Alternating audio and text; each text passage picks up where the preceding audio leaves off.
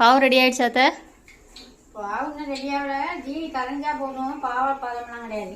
ஜீனி கரைஞ்சி ஒரு கம்பி பதம், கம்பி பதம் வரணுமே. ஒரு கம்பி பதம் வந்தா போதும். என்ன இதை வச்சு பிரியாணி போட முடியா?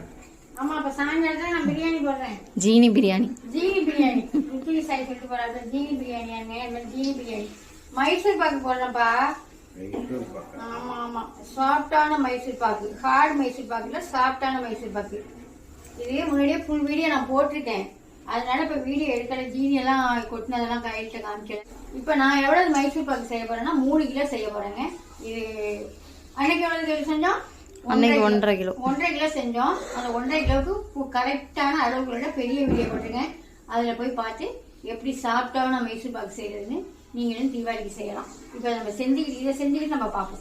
எடுத்துட்டு வந்தாச்சுங்க. எப்படி இருக்கு பாத்தீங்களா? பீஸ் போட்டே எடுத்துட்டாப்ல.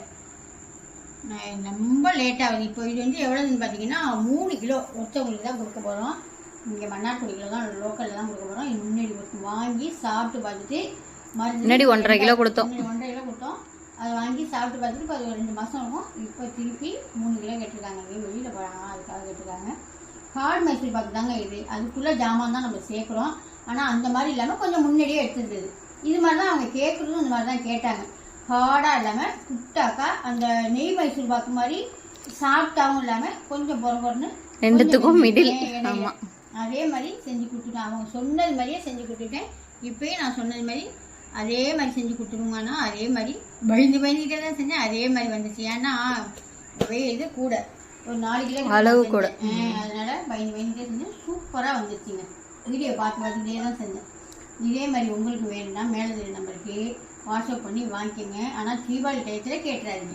முன்னாடி வாங்கிக்கோங்க, இல்லைன்னா தீபாவளி டயத்து கொடுத்தாரு.